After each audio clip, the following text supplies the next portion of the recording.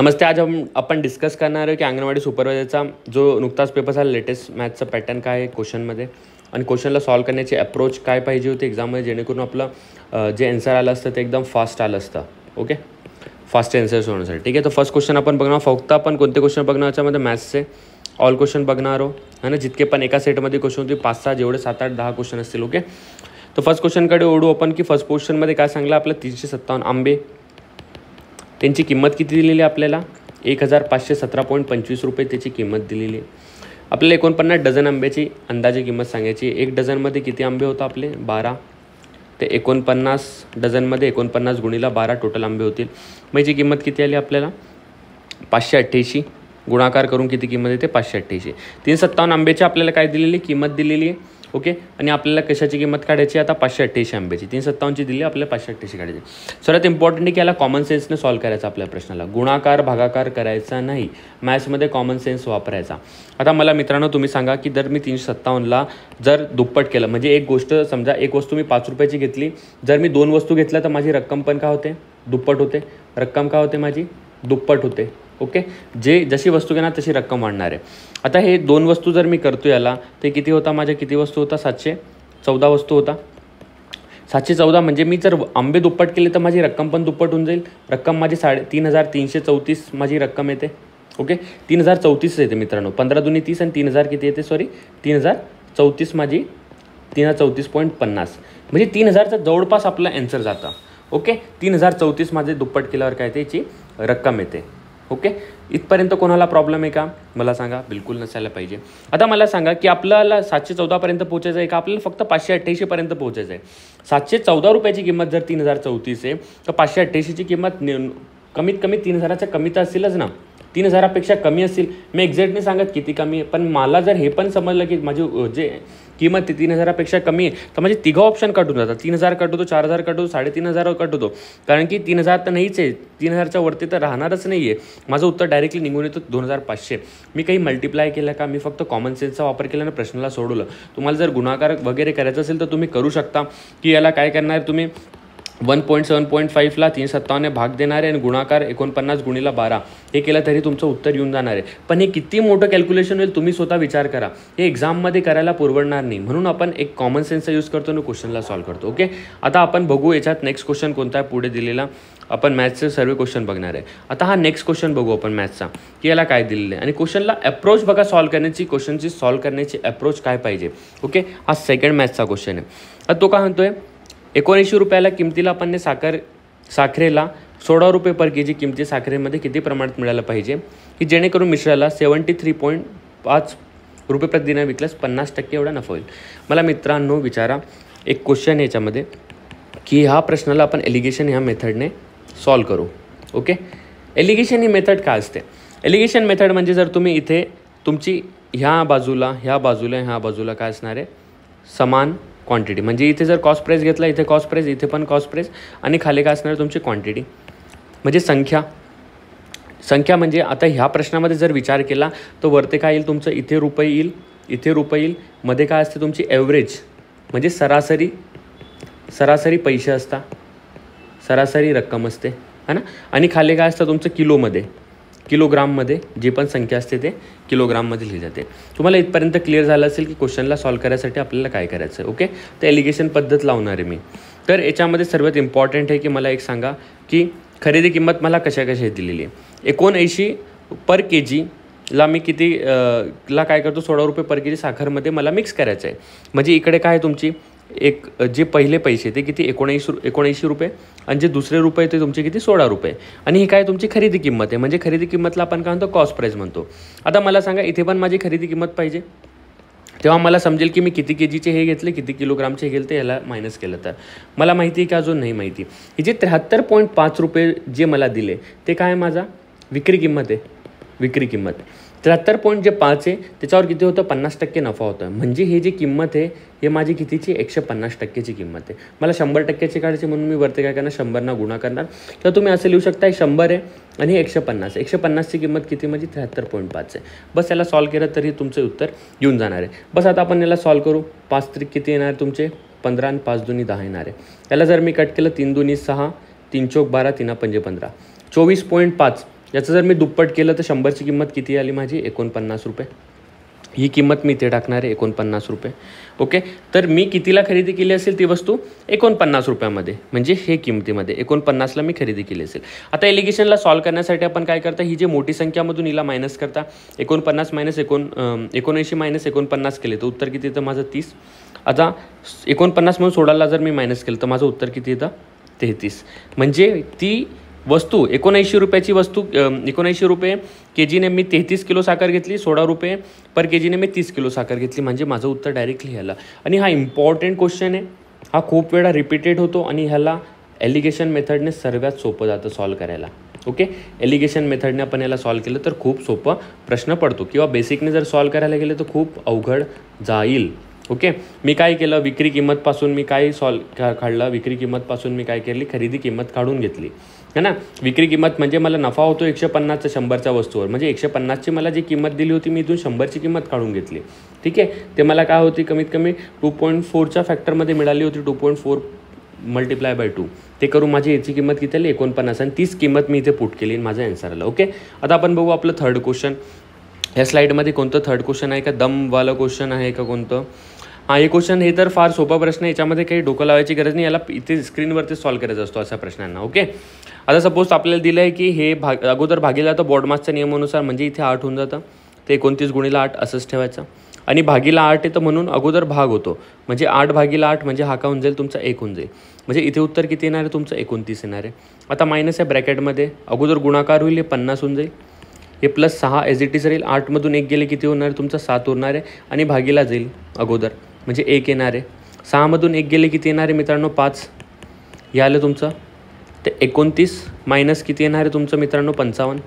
आता minus sine मोठा आहे म्हणून काय येणार आहे आन्सर -26 आहे. ह्या क्वेश्चनला स्क्रीनवरती सॉल्व करायचा, स्क्रीनवरती कम्प्युटरच्या स्क्रीनवरती ह्याला सॉल्व करायचा.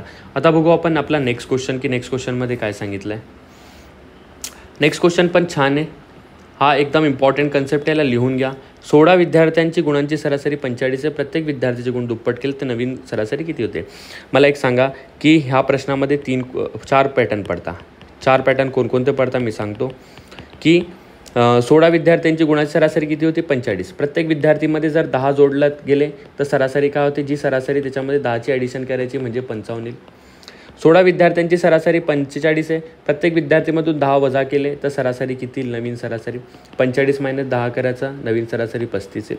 16 विद्यार्थ्यांची सरासरी 45 होते, प्रत्येक विद्यार्थ्याला 5ने भाग दिला तर काय होते, हेच 45ला 5ने भाग द्यायचं म्हणजे सरासरी नवीन 9 येऊन जाते. 16 विद्यार्थ्यांची सरासरी 5 होते, जर प्रत्येक विद्यार्थीला काय गुण काय दुप्पट केले म्हणजे 45ला 2ने मल्टिप्लाय केलं तर काय तर 90 येतं. हे 4 इम्पॉर्टंट कन्सेप्ट आहे, याच्यावर क्वेश्चन येतो, हे लिहून घ्या की याला एज इट इज सॉल्व करायचं आहे. जर प्रत्येक विद्यार्थीमध्ये 10 जोडले तर सरासरी त्याच्यातच सरासरीमध्ये 10 जोडणार, प्रत्येक विद्यार्थीमधून 10 कमी केले तर सरासरी 10ने कमी होऊन जाणार, प्रत्येक विद्यार्थीला 5ने जर भाग दिलं तर सरासरी किती होऊन जाणार 5ने भाग होऊन जाणार, प्रत्येक विद्यार्थ्याला दुप्पट केलं तर सरासरीसुद्धा आपली दुप्पट होऊन जाणार आहे, हे आपण बघायचं. आणि हे 4 एकदम इम्पॉर्टंट क्वेश्चन आहे, एज इट इज असं स्टेटमेंट तुम्हाला येईल, हे स्टेटमेंट तुम्हाला काय करायचं आहे नोट डाऊन करून पाठ करून घ्यायचं आहे. ओके, आता आपण बघू आपलं नेक्स्ट क्वेश्चन, की नेक्स्ट क्वेश्चनमध्ये काय आहे बघा. हा परत एक क्वेश्चन आलेला आहे की 60 खेळण्याची किंमत किती आहे आणि आपल्याला 5 खेळण्याची किंमत काढायची आहे. Okay, as it is same question आहे, फर्स्ट क्वेश्चन आला होता 64.37 आणि तुम्हाला काय करायची 5ची किंमत काढायची. इथून तुम्ही 1ची किंमत काढून जर मायनस केलं तरी तुमचं उत्तर येऊन जाईल. आता सपोज मला माहिती आहे की माझी जे 264 आहे ते फक्त एकच ऑप्शन एलिमिनेट होतो की माझी 5ची किंमत आहे ते 264पेक्षा कमी म्हणजे 320 तर असणारच नाही आहे, 120 असेल का हे पण नसेलच. हे 2 ऑप्शन आहे फक्त, हे जवळजवळ आहे. आता मी काय करतो, याला कट करतो, हे आली माझी 1ची किंमत आणि 6चा पाडा बोलतो, 6 चोक 24, हा पण 6 चोक 24 आणि हे किती होणार आहे 6 6 36 भाग नाही गेला म्हणून. ओके, 6 चोक 24, 6 चोक 24 आणि 6 6 36 म्हणजे एका खेळण्याची किंमत किती माझी 44 रुपये. आता माझी एका खेळण्याची किंमत कमी म्हणजे 6वरून 5 जायला माझ्या एक खेळण्याची किंमत मायनस केली तरी माझं उत्तर येऊन जाईल. म्हणजे 264.37मधून जर मी 44.6ला जर वजा केलं तर माझं उत्तर येऊन जातं. म्हणजे 264मधून 44 जर मी वजा केले तर मला किती मिळतात 220.31 म्हणजे अंदाजे किती किंमत आली ती 220. ओके, म्हणजे किती सोपा प्रश्न होता बघा, फक्त तुम्हाला एक खेळण्याची किंमत कमी करायची होती. ओके, आता आपण बघू आपले नेक्स्ट क्वेश्चन, मॅथ्सचे ग्रुप पार्ट बीमध्ये असतील हे प्रश्न. ठीक आहे. तर पार्ट बीचे आपण प्रश्न बघणार आहोत. तर पार्ट बीचा हा एक मॅथचा प्रश्न आहे. तर क्वेश्चनमध्ये काय दिले आपल्याला की राणू घरापासून किती 8 किलोमीटर अंतरावर असलेल्या ऑफिसला चालत जाते. सकाळी तो हे अंतर 1 तासात कापते. घरी परतल्यानंतर तेच अंतर कापण्यासाठी आणखी 40 मिनटं लागतात. हे कोण आहे? राणूचं घर आहे आणि इथून तिचं ऑफिस आहे. मोठं ऑफिस आहे तिचं, पोलीस कार्यालयाला. ती पोलीस झाली नुकतीच. कारण की तिला जायला 8 किलोमीटरला टाईम किती लागतो हे काय तिचं अंतर आहे. आणि तिला वेळ किती लागतो आहे मित्रांनो? तिला 1 तास लागतो आहे. ओके. आता तिला घरी परतताना सेम अंतर आहे 8 किलोमीटर, पण तिला किती वेळ लागतो आहे? 1 तास लागतो. अजून 40 मिनटं एक्स्ट्रा लागत आहे. मग तिला 1 तास 40 मिनटं तिला वेळ लागतो. कारण की ती मुंबई पोलीस आहे आणि रिटर्न येताना ट्रॅफिक असतो संध्याकाळी, त्यामुळे तिला 40 मिनटं एक्स्ट्रा लागतात. आता तुम्हाला माहिती असेल की सरासरी जर वेग काढायचा आपल्याला, सरासरी जर वेग काढायचा, यालाच काय म्हणतो आपण? ॲव्हरेज स्पीड म्हणतो. ही जर काढायची तर काय असतं आपल्याला? Total distance. यालाच काय म्हणणार आपण? एकूण अंतर आणि एकूण वेळ. एकूण अंतर आणि एकूण वेळ है ना. या गोष्टीला आपण तसं म्हणू. एकूण अंतर किती आहे? 8 जाते आणि 8 येते, म्हणजे एकूण अंतर आहे. 8 जाते आणि 8 येते है ना. हे काय झालं तुमचं एकूण अंतर. एकूण वेळ किती झाला? 1 तास तिला इकडनं लागतो, 1.40 तिला रिटर्न येताना लागतो. म्हणजे 16 किलोमीटर अंतर आहे आणि तिला 2 तास 40 मिनटं लागतात. आता मला सांगा एक प्रश्न की तुम्हाला यांचा जे विचार किलोमीटर पर अवरमध्ये, हे 40 मिनटं आहे, याला तासामध्ये कन्वर्ट करण्यासाठी भागीला मी काय करतो? 60 करतो. याला कट करतो. हे 2 वेळा आणि खाली 3 वेळा. तर 16 खाली कितीतून 2 आणि 2/3. याला जर तुम्हाला सिम्प्लिफाय करता येत असेल तर 3ला 2ने गुणायचं, वरती 16 लिहून घेतो. 3ला काय करायचं? सर्वात अगोदर 3 गुणीला 2 म्हणजे किती आले तुमचे? 6. 6मध्ये 2 मिळवले तर वरती काय तुमचा 8 आणि भागीला 3 असता. हा 3 काय होणार आहे मित्रांनो? वरती जाणार आहे. भागीला खाली 8 नाही. 8ने जर कट केलं तर किती बनतं तुमचे? 2 गुणीला 3. किती आलं तुमचं उत्तर? 6 किलोमीटरचं ॲन्सर येईल. ओके. प्रश्न खूप सोपा आहे. फक्त अप्रोच आपल्याला माहिती पाहिजे की क्वेश्चनला सॉल्व कसं करायचं आहे. आता आपण बघू आपले नेक्स्ट क्वेश्चन. नेक्स्ट क्वेश्चनमध्ये काय सांगलं त्यांनी? 30 कामगारांनी 4 दिवसात 4,000 रुपये कमवले. सोपा प्रश्न आहे. 30 कामगार 4 दिवस काम करता तेव्हा ते किती? 4,000 कमवता. 59 कामगार 9 दिवसात काम करून किती रुपये कमवता? सिंपल गोष्ट आहे. काहीच त्याच्यात डोकं लावायची गरज नाही. असं सॉल्व केलं तरी तुमचं उत्तर येऊन जाणार आहे. 4ने काय करू आपण? 4 कॅन्सल आउट करून टाकू. ओके. परत 1 0ने 1 0 कट करून टाकू. 3ने किती वेळा जाईल? 3 वेळा जाईल. बस उत्तर येऊन जाईल तुमचं. 59ला 3ने जर गुणले तर किती येतात? 27. 15 आणि 1 17. त्याच्या पुढे 2 0. हा काय होऊन जाईल आपला उत्तर. त्याला किती मिळणार? 17,700 रुपये. हा एकदम सिम्पल क्वेश्चन होता. याच्यात काही चॅलेंजिंग नव्हतं. ओके. आता बघू आपण नेक्स्ट क्वेश्चन. मॅथ्सचा क्वेश्चन कुठे गेला? आपण मॅथ्स नाही आहे. हा नेक्स्ट मॅथ्सचा क्वेश्चन आला. तो काय म्हणतो? 470 मीटर 280 मीटर लांबीच्या 2 ट्रेन आहे. 100 किलोमीटर 110 किलोमीटर वेगाने एकाच दिशेला जाता. एकाच दिशेने जाता तर आपण काय करतो? वेगाची काय करतो आपण? मायनस करतो आणि अंतरला काय करतो आपण? प्लस करतो, म्हणजे बेरीज करतो. ओके. तर सर्वात अगोदर की अंतर किती आपल्याला माहिती आहे. अंतर बरोबर काय असतो आपला? वेग गुणीला वेळ. अंतर किती आपलं? 470 प्लस 280. वेग किती आपला? एक वेळा 110 घेऊ आणि त्याला मायनस करून किती घेऊ? 100 घेऊ. आपल्याला हाच तर वेळ काढायचा आहे, टाईम. हा किती आला? 10 किलोमीटर पर अवर आहे. आणि हे किती आपला? मीटरमध्ये. हे 750 मीटर आहे. आपल्याला तो कशामध्ये काढायचा आहे? मिनिटामध्ये वेळ काढायचा आहे. बघा, हे एक की पॉईंट आहे, हे पकडायला पाहिजे आपण मिनिटामध्ये. आता आपण 10 किलोमीटर पर अवर आहे, त्याला आपण कशामध्ये कन्वर्ट करू शकतो? मीटर पर सेकंडमध्ये. कशाने गुणाकार करावं लागेल आपल्याला? 5/18ने. आता ही गोष्ट सर्व सेकंडने होते. आपल्याला मिनिटमध्ये कन्वर्ट करण्यासाठी सेकंडपासून मिनिटला जायला आपल्याला कशाने मल्टिप्लाय करावं लागतं? गुणीला 60 करावं लागतो. आता मी याला इकडे घेऊन जातो की 750 हा 18 वरती जाईल आणि 10 गुणीला 5 खाली राहील. हा तुमचा टाईम मीटर पर सेकंडमध्ये निघेल. सॉरी, हा सेकंडमध्ये निघेल. ओके. हा टाईम कशामध्ये निघेल तुमचा? सेकंडमध्ये. आता मी याला जर कट केलं तर किती आले असते माझे? 15 गुणीला 18 सेकंड आहे. ओके. मिनिटपासून सेकंडला जायला आपण मल्टिप्लाय बाय 60 करतो आणि सेकंडपासून रिवर्स यायला भागीला काय करतो आपण? 60 करतो. त्याला भागीला काय करावं लागेल आपल्याला? 60 करावं लागेल. तेव्हा आपला जो टाईम येईल तो कशामध्ये येईल? मिनिटला. बघा एक गोष्ट लक्षात ठेवा, तासानंतर काय येतो मिनिट, मिनिटनंतर काय येतो आपलं सेकंड.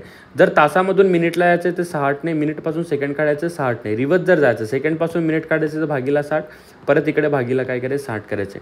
15 चोक किती आले 60 आले. 18/4ला जर केलं तर 4 चोक 16, 4 पंजे 20, म्हणजे 4.5 मिनिट तुमचं काय येणार आहे याचं उत्तर येणार आहे. खूप प्रश्न सोपा होता, फक्त अप्रोच आपल्याला माहिती पाहिजे की अप्रोच कशी आहे. अजून एक नेक्स्ट क्वेश्चन बघू की 215ला एक इलेक्ट्रॉनिक वस्तू खरेदी करता, त्याचा वरचा खर्च किती 25 रुपये, 420 रुपयाला विकली तर नफा आणटावा. बघा हा प्रश्नाला सोपा आहे. 215 रुपये अजून 25 रुपये आणि त्याने विकली कितीला 420 रुपयाला. आपल्याला काय काढायचं आहे 1% प्रॉफिट पर्सेंटेज काढायचा आहे. ठीक आहे, प्रॉफिटचा पर्सेंटेज. मला सांगा ही काय खरेदी किंमत आणि ही काय माझी विक्री किंमत. आता ह्याची जर बेरीज केली तर किती होते माझी 240 रुपयाला खरेदी केली, 420 रुपयाला विकली.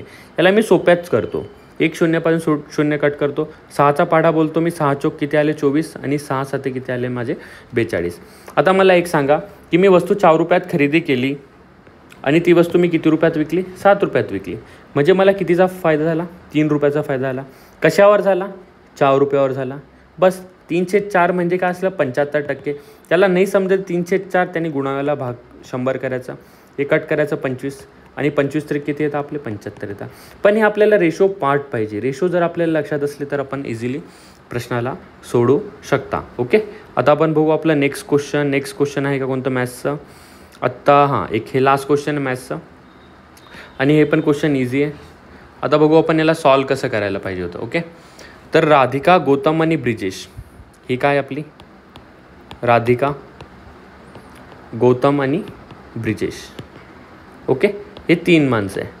हे काय करता, एक 15, एक 19 आणि एक 6 याच्या गुंतवणूक किती काय करता गुंतवणूक करता.